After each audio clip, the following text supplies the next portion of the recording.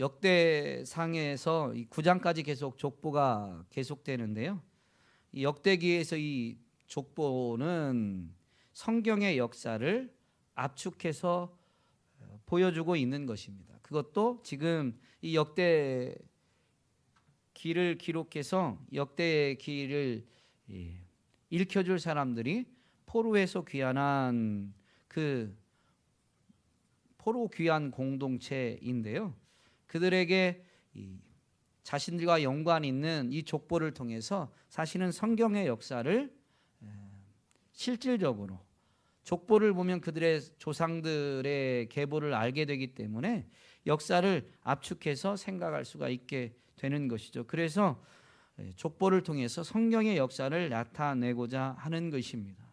1장에서는 이스라엘 생성 이전의 인류 역사를 나타내고 있는데요. 이것은 성경의 기록으로 보면 하나님이 창조주이시다라는 것을 포함하는 내용인 것이고 2장부터 이제 9장까지 이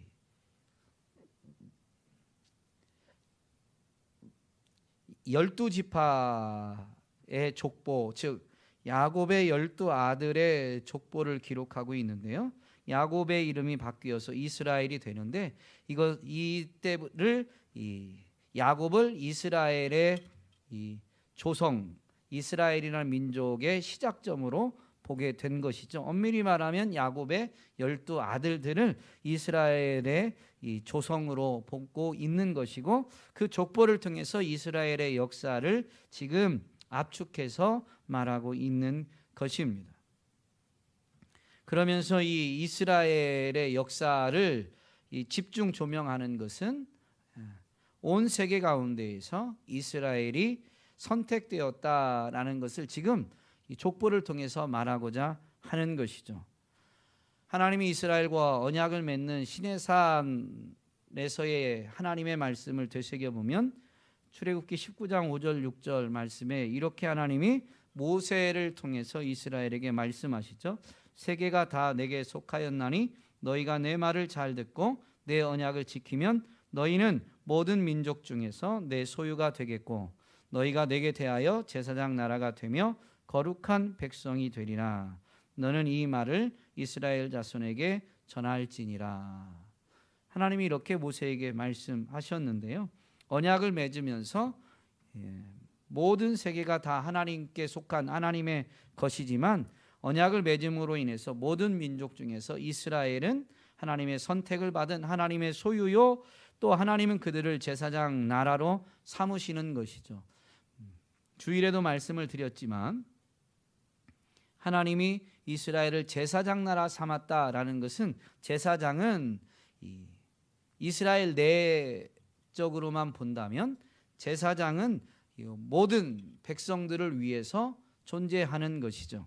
그래서 이스라엘이 제사장 나라가 된다라는 것은 온 세계를 위해서 존재하는 것이다 라는 의미입니다.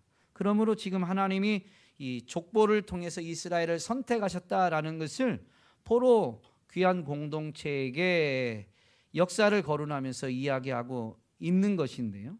이것은 분명히 그들의 존재 목적을 되새기게 해주는 것입니다. 이스라엘의 조상인 야곱의 할아버지인 아브라함과 하나님이 언약을 맺으면서 하나님의 택하심과 부르심이 분명히 한 민족을 향해서 시작되는데 창세기 12장 3절 말씀에 보면 아브라함을 택하시고 부르실 때 맺으신 언약, 하나님의 약속이 있는데 이렇습니다. 너를 축복하는 자에게는 내가 복을 내리고 너를 저주하는 자에게는 내가 저주하리니 땅의 모든 족속이 너로 말미암아 복을 얻을 것이라 하신지라. 아브라함에게 하신 약속은 이 앞부분에 너로 큰 민족을 이루고 너의 이름을 창대하게 하리니 너는 복이 될 것이다 라고 이렇게 말씀하셨고 복이 되게 하신 이유가 이제 지금 읽어드린 창세기 12장 3절 말씀에 있는 것이죠. 아브라함을 택하시고 부르셔서 그에게 복을 주시고 그 아브라함이 그냥 복의 근원, 복이 되게 하신 이유는 아브라함을 통해서 땅의 모든 족속이 복을 받게 하기 위함인 것입니다.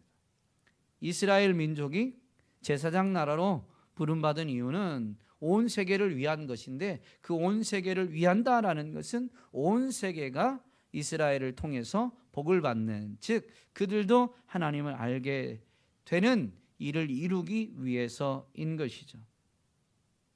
오늘 우리는 이 족보를 읽으면서 우리 또한 예수 그리스도 안에서 왕 같은 제사장으로, 거룩한 나라로, 그의 소유된 백성으로 택하심을 입었는데, 그 하나님의 부르심을 통해서 우리는 예수 그리스도를 구주로 영접하는 믿음을 받았고, 또 성령을 받아서 성령님의 은혜를 힘입어서 지금도 주님 안에 온전히 거하는 이 은혜를 누리게 되었습니다. 그렇다면 우리는 분명히 하나님의 택하심을 받았다라는 것인데요, 이 하나님의 택하시고 부르신 목적이 어디에 있나라는 것을 분명히 잊지 말아야 됩니다. 특별히 이스라엘의 시작, 이스라엘의 역사를 이 12지파의 족보를 통해서 설명하고 있는데요, 이것은 포로귀한 공동체에게 어떤 메시지를 지금 주고 있는 거냐면, 이스라엘이라는 나라가 왕정시대에 남과 북으로 갈라지게 되었고, 이 북이스라엘이 먼저 아수르에 의해서 멸망당하고, 남유다는 나중에 조금 더 늦게 이 바벨론에 의해서 멸망당했습니다. 아수르와 바벨론이 식민지 정책이 조금 달랐기 때문에 멸망한 시대도 다르고, 그래서 포로로 끌려간 지역도 다르다 보니 이제 포로에서 돌아온 그들을 향해서 정말로 북이스라엘 출신도 사실은 이스라엘이고 한 민족이고, 남유다 출신도 한 민족인 것이거든요. 그래서 지금 이 역사를 이야기하고 있는 것입니다. 북이스라엘 10지파 출신이든 남유다 2지파 출신이든 본래 한 아비로부터 시작된 한 민족이다, 우리는 하나의 공동체다라는 이 메시지를 지금 주고 있는 것입니다. 포로귀한 공동체에 있는 사람들이 자신은 북이스라엘 출신이다, 남유다 출신이다 라고, 나는 어디 출신이다 라는 이런 지역주의로 인해서 포로귀한 공동체가 연합하고 하나 되는데 장애물이 있어서는 안 되는 것이기에 족보를 통해서, 역사를 통해서 분명히 하나의 공동체, 한 민족임을 지금 고취시키려고 하고 있는 것이죠. 그러면서 이 12지파 중에 유다 지파의 족보를 2장에서부터 4장까지 다루고 있습니다. 가장 많은 분량에서 유다 지파의 족보를 다루고 있는데, 유다 지파의 족보에 있어서 3장에는 다윗의 족보가 나옵니다. 이 다윗의 족보가 중심이 되고, 3장을 중심으로 이 유다 지파의 족보가 앞뒤에서 소개되어지는데, 유다 지파의 족보는 대부분 이 베레스의 아들 헤스론의 자손들에 대해서 더 많은 분량을 설명합니다. 2장 9절부터 3장을 빼고요, 4장 20절까지는 바로 이 베레스의 아들 헤스론의 자손들의 족보를 다루고 있고, 이 앞에서, 즉 2장 9절 앞에 2장 6절로 8절에서 세라의 자손을 언급하고 있고, 또 4장 20절 뒤에 21절부터 23절까지는 이 셀라의 자손을 언급하고 있습니다. 베레스와 세라는 유다가 다말에게서 낳은 아들들의 이제 후손들인 거고, 셀라는 원래 유다가 며느리를 얻을 때 유다에게 아들이 셋이 있었는데, 첫째와 둘째가 하나님 앞에서 악을 행함으로 죽고 살아남은 셋째 아들이 셀라죠. 이렇게 헤스론의 자손들, 베레스의 아들 헤스론의 자손들을 중점적으로 다루고 있는데, 이유는 정확히는 알 수는 없지만 다윗이 이 헤스론의 후예이기 때문에, 헤스론 족보에 포함되기 때문에 아마 이 족보를 더 중점적으로 다루고 있다라고 생각됩니다. 우리가 지금 읽은 4장에 있는 유다의 족보의 특징만 짧게 언급하면요, 중간중간에 보면 이런 표현이 좀 많이 있습니다. 어느 지역의 아버지 누구, 이렇게 이 족보에서 누군가를 소개합니다. 누구의 아들, 누구의 아들, 누구의 아들, 이렇게 소개하는 게 보통 통상적인 이 족보인데요, 4장에서는 조금 특이하게 어느 지명을 언급하고 그 지명의 아버지 누구다라는 식으로 이 유다 지파의 이 족보에서 누군가를 소개하는데요, 그것을 언급해 보면 이렇습니다. 4절에 보면 그돌의 아버지 분우엘, 이때 그돌이 지역 이름입니다. 후사의 아버지 에셀, 베들레헴의 아버지 에브라다, 드고아의 아버지 아수훌. 5절이고요. 그 다음에 11절에 보면 에스돈의 아버지 무일, 또 12절에 보면 이르나아스의 아버지 드힌나, 그 19절에 보면 그일라의 아버지, 이때는 이름은 없고 19절에 보면 가밋 사람이라고만 되어 있습니다. 가밋 사람. 그런데 어쨌든 이 가밋 사람이 그일라의 아버지라고 이렇게 설명을 하고 있죠. 그리고 21절에 보면 레가의 아버지 에르, 그리고 21절에 마레사의 아버지 라다라고 이렇게 소개하고 있는데요, 누구누구의 아버지라고 할 때 이 이름들이 지명이면 이 지명의 성읍을 짓거나 또는 이렇게 마을을 형성해서 그 마을에 정착한 사람이다라는 의미입니다. 지역의 아비다라는 것은 그 지역에 정착해서 그 지역을 이 지파 내에서 주 거주 지역으로 삼은 사람인 것이죠. 아마 가나안 정복 전쟁으로 치면 정복한 그 땅에 거주하게 된 그 어떤 가문의 제일 수장이 바로 그 지역의 아버지가 되는 거죠. 4장에서는 유다 지파의 족보에서 이렇게 특정 인물들을 많이 소개하고 있고, 또 우리가 익히 아는 신앙의 위인들도 이 유다 지파에 있습니다. 잘 아는 여분네의 아들 갈렙과 같은 사람이 유다 지파에 속해 있고, 또 일대 사사였던 그나스의 아들 온니엘도 바로 이 유다 지파에 속해 있음을 알 수가 있습니다. 또한 이 역대상 4장에 있는 족보 중에 야베스라는 사람이 또 특이하게 2절이나 이렇게 소개하고 있는데요, 이 야베스에 대한 설명은 그의 형제보다 귀중한 자다라고 이렇게 설명하면서 야베스가 왜 귀중한 자가 되었는지를 언급하는데, 야베스 앞에 다른 이 4장 안에 등장하는 특이한 사람들 소개하는 것처럼 어떤 지역에 대한 명칭이 있진 않지만 야베스가 이렇게 존귀하게 되었다라는 이 설명을 보면 야베스 또한 어느 한 지역의 성읍을 차지하고 그러면서 그 지역을 자기 가문에 차지하게 하는, 그래서 그런 사람들 형제들 중에서도 존귀한 자다, 귀중한 자다라고 설명되고 있는 것으로 생각됩니다. 어쨌든 이 유다 지파의 족보에서는 이렇게 땅을 차지하거나 또는 신앙적으로 위대한 업적을 남긴 사람들이 많이 있습니다. 또한 족보가 이렇게 많은 2장부터 4장까지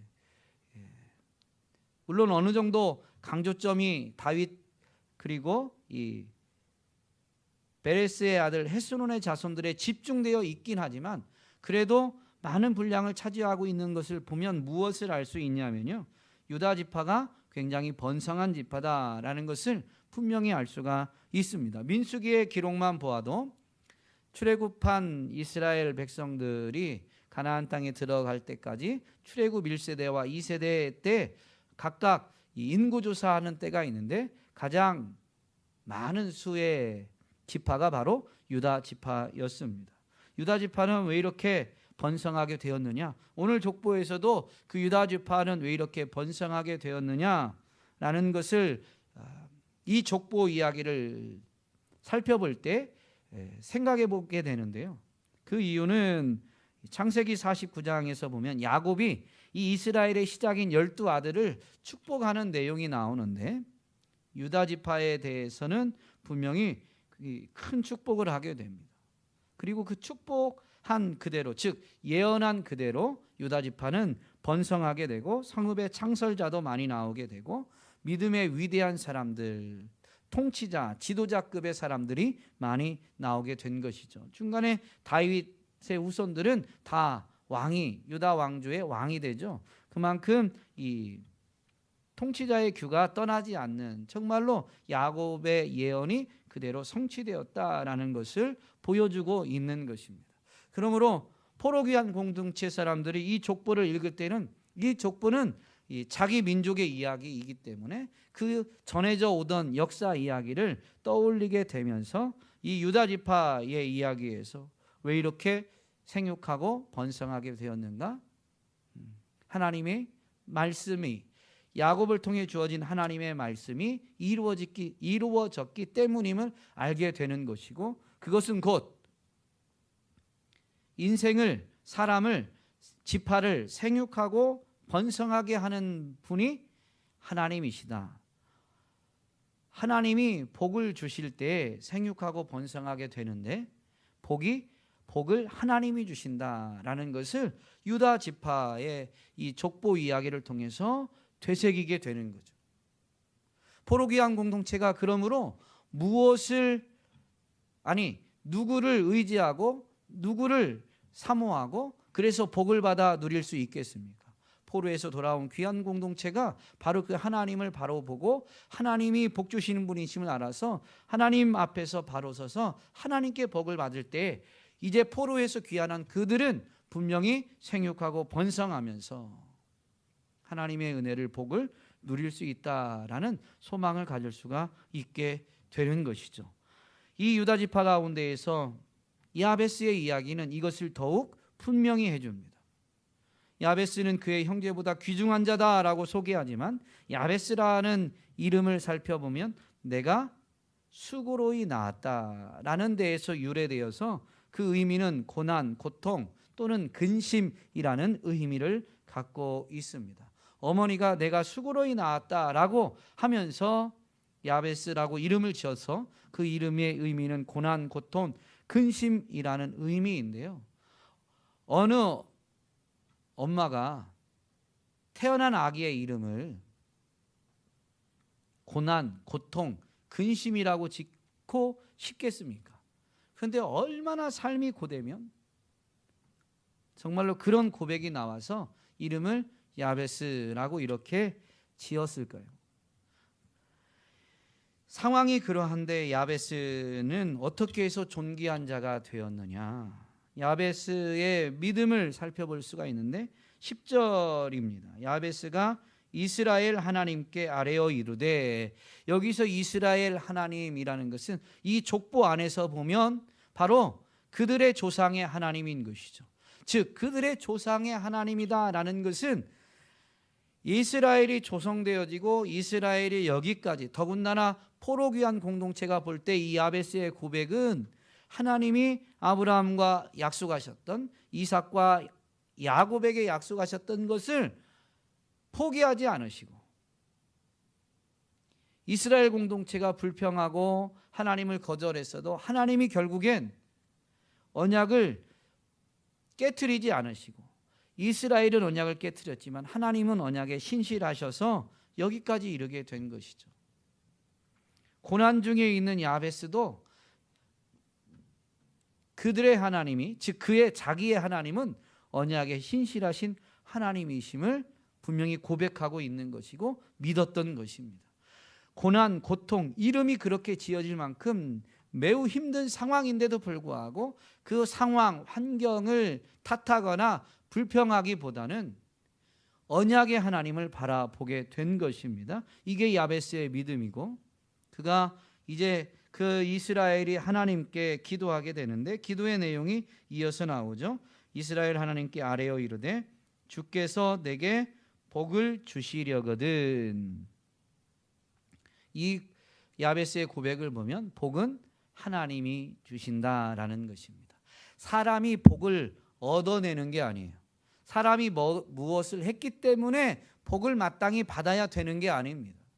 복은 하나님이 주시는 거예요. 야베스는 분명히 하나님은 언약의 신실하신 분이심을 고백하고 정말로 그 고난 고통에서도 불평하지 않고 하나님을 바라보게 되었는데, 그랬으니까, 또는 기도 많이 했으니까, 열심히 했으니까 복을 받아야 되는 게 아니라 그의 기도 내용을 보면 하나님의 주권을 인정하면서 하나님이 복의 근원, 복을 주시는 분이심을 분명히 고백하고 있는 것이죠. 주께서 내게 복을 주시려거든. 복을 주님이 주시고자 해야 내가 복을 받는 거예요. 이 의미가 지금 이 고백에 담겨 있는 것이죠. 복은 하나님이 주시는데 하나님의 주권에 있다라는 분명한 신앙 고백을 하고 있는 것입니다. 그러면서 계속 그렇게 기도하죠. 복을 내게 복을 주시려거든 나의 지역을 넓히시고 주의 손으로 나를 도우사 나로 환난을 벗어나 내게 근심이 없게 하옵소서. 하나님이 복을 주실지 안 주실지도 모릅니다. 왜냐하면 하나님의 주권이니까. 그런데도 불구하고 야베스는 계속 이렇게 기도하고 있는 것이죠. 이 기도가 의미하는 것은 야베스는 분명히 하나님이 기도를 들으신다. 자기가 구한 대로 주실지는 모르지만 한 가지 분명한 것은 하나님은 분명히 기도를 들으신다라는 것이고, 내가 구한 것을 그대로 주시지 않을지라도 하나님은 분명히 우리의 기도를 들으시고 나의 기도를 들으시고 응답해 주신다라는 이런 믿음이 있기 때문에 지금 환난 가운데에서도 하나님 앞에 기도하고 있는 것입니다. 구약 성경 시편의 내용에 보면 매우 절망스러운 상황, 도리어 원수와 악인이 형통하게 되고 그들이 오히려 믿음을 지키고자 하는 시인들을 비난하고 조롱하고 핍박할 때에도 시인들은 믿음을 지키면서 하나님 앞에 통곡하고 하나님 앞에 계속 기도하는 내용들을 우리는 잘 알고 있습니다. 왜 환난 중에서도 이렇게 힘든 상황에서도 하나님 앞에 계속 기도하느냐? 내가 구하는 대로 내가 원하는 때에 이루어지지 않을 뿐이지 하나님은 분명히 기도를 들으시고 응답해 주시기 때문에 여기서 이 환난에서 나를 건져줄 분은 오직 하나님 한 분밖에 없기 때문에 기도하게 되는 것이죠. 지금 야베스가 그런 믿음을 이 짧은 구절에서 보여주고 있는 것입니다. 이 야베스의 믿음에 하나님은 정말로 예수 그리스도를 통해서 말씀해 주신 것처럼 믿음대로 되리라, 믿음대로 되어지는 역사를 나타내 주셨는데 바로 기도의 응답을 받게 되었고, 그로 인해서 야베스는 형제보다 존귀하게 되었습니다. 야베스는 분명히 극심한 환난을 당했고 환난 가운데에서 환난을 벗어나기 위해서지만 분명히 하나님을 찾고 하나님 앞에 나아가게 되었습니다. 이 야베스의 기도를 보면 시편 기자의 고백이 정말로 진실로 그러하다라고 우리는 인정하게 되는데, 고난당한 것이 내게 유익이다 라는 것입니다.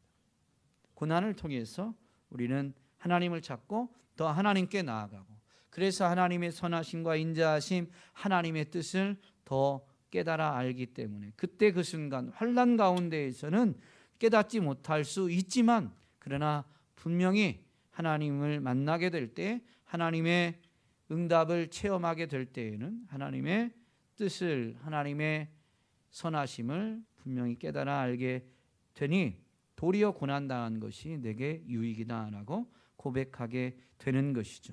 오늘 유다 지파의 족보, 또 그 중에서도 이 야베스의 이야기를 통해서 우리는 분명히 환경을 탓하지 말고 하나님을 의지하고 약속의 말씀을 붙들면서 항상 기도하고 낙심하지 않음으로 인해서 우리 인생에게 복 주시는 분이 하나님이심을 체험하면서 간증할 수 있어야 되겠습니다. 역사적으로 유다 지파와 시므온 지파는 밀접한 관계가 있는데요. 왜냐하면 이 시므온 지파는 유다 지파가 차지했던 지역에 이 가나안 땅에 들어갔을 때 이렇게 그 일부를 배정받아서 살게 됩니다. 그래서 이 지파들 족보를 소개할 때도 유다 지파 다음에 시므온 지파를 소개하고 있는 것처럼 보입니다. 23절부터 43절까지 이 시므온 지파의 족보가 있는데요. 27절 말씀에 보면 시므온 지파의 이 족보는 매우 짧습니다. 27절에 있는 시므이만 조금 자손이 번성하고 다른 사람들은 자손이 그렇게 많지 않아요. 그러면서 27절 후반부에 보면 이렇게 설명을 덧붙이죠. 그들의 온 종족이 유다 자손처럼 번성하지 못하였더라. 왜 시므온 지파는 이렇게 번성하지 못했느냐? 역시 야곱의 예언의 성취다라고 확인할 수가 있는데, 야곱이 시므온에 대해서 예언할 때에 그 혈기로 인해서 피의 복수를 한 것 때문에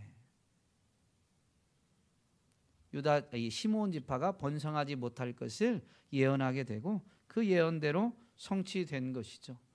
이 시므온이 혈기에 의해서 피의 복수를 한 것은 야곱의 딸 디나의 강간 사건 때 이루어졌던 창세기 34장에 자세히 기록되어져 있습니다. 시므온과 레위에 대해서 똑같이 예언을 하게 되는데 정말로 시므온 지파는 예언한 대로 성취되어져서 그렇게 번성하지 못했습니다.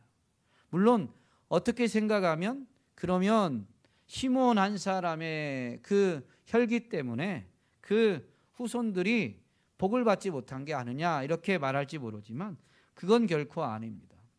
시므이라는 사람이 27절에 있는데 그 지파 전체는 비록 번성하지 못했지만 시므이는 분명히 아들 16, 딸 6을 둘 만큼 번성했습니다. 그 시므온의 혈기가 그 지파 내에 그 후손들이 아무래도 갖고 있었을 것이고 그 혈기에 따라서 하나님 앞에 더 바로 서지 못했기 때문인 거죠. 분명히 하나님은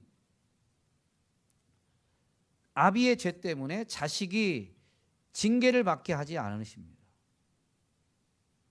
아비의 의로움 때문에 자식이 잘못을 했는데도 불구하고 복을 주시는 분이 아니세요.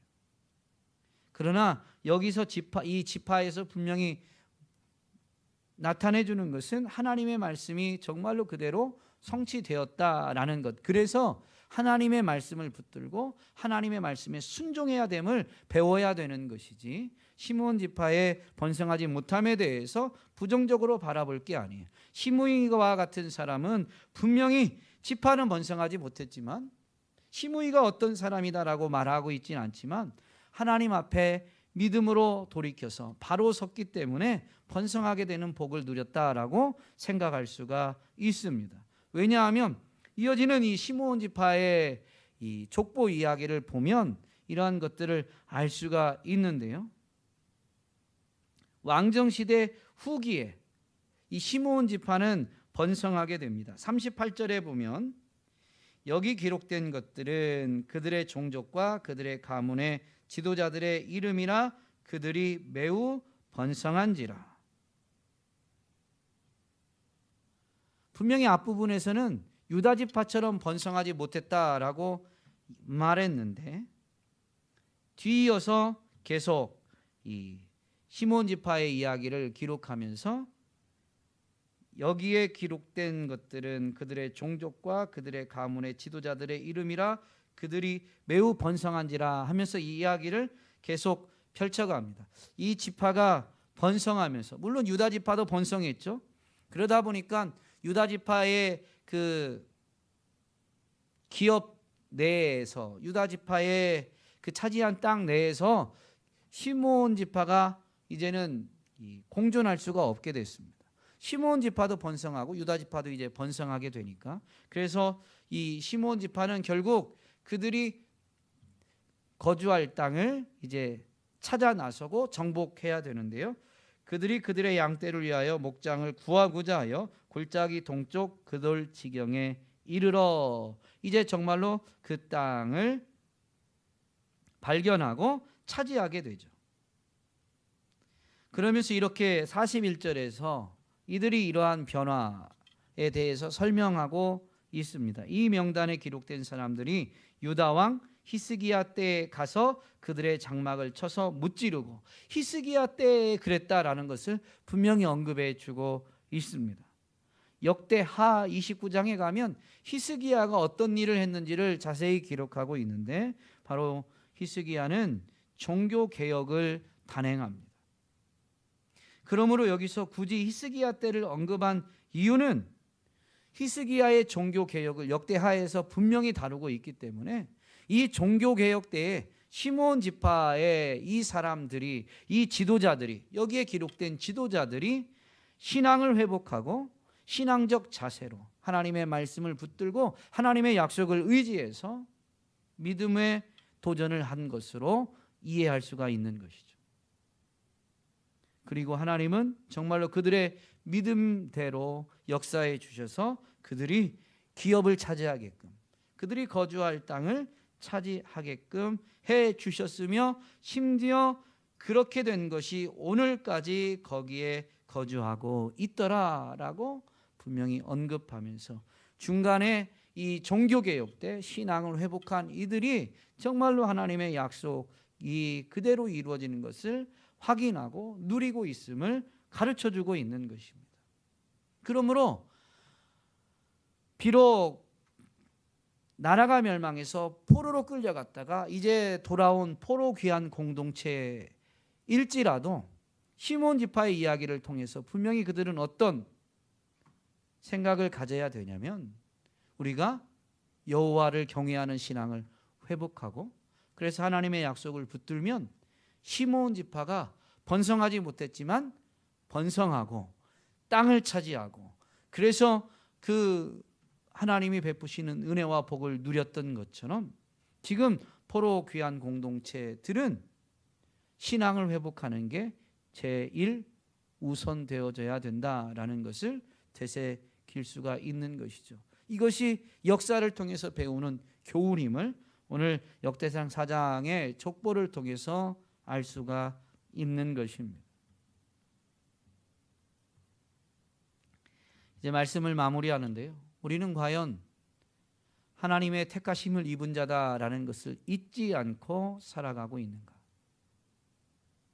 하나님의 택하심은 나 자신을 위한 것이 아니라 이웃을, 더 나아가면, 아니 지금 이스라엘 역사에서 얘기하면 온 세계를 위한 것이다 라는 것이죠. 그리스도 예수 안에서 왕같은 제사장, 거룩한 나라, 소유된 백성이 된 우리들은 이웃을 위해서, 온 세계를 위해서 하나님의 복을 분명히 받아 누릴 수 있어야 됩니다.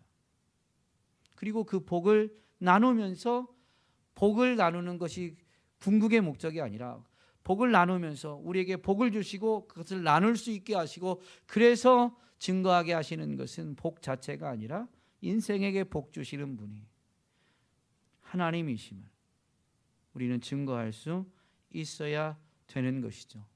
오늘 저와 여러분이 오직 주님만 바라보고 시므온 지파가 신앙이 회복되어졌을 때 그들이 하나님의 복을 받아 누린 것처럼, 우리가 우리의 택하심과 부르심을 잊지 않고 혹여나 잊고 세상에 치우쳤다면 시므온 지파의 신앙의 회복을 기억하면서 하나님 앞에서 정말로 우리가 예수 그리스도 안에 거하게 된 하나님의 택하심을 입은 자들임을 되새기면서 주의 말씀을 붙들고 주의 약속을 의지하면서 순종의 삶을, 상황이 어떠하든 환경이 어떠하든 야베스의 예를 통해서 가르쳐 준 것처럼 탓하지 않고 낙심치 않고 약속을 붙들어서 항상 기도함으로 하나님 앞에 나아가는 삶을 살아내기로 결단해야 될 줄로 믿습니다. 그러면 분명히 역전이 일어나게 되어지는데 우리가 그 역전을 체험하면서 우리에게 복 주시는 하나님을 간증할 수 있기를 주님의 이름으로 축복합니다.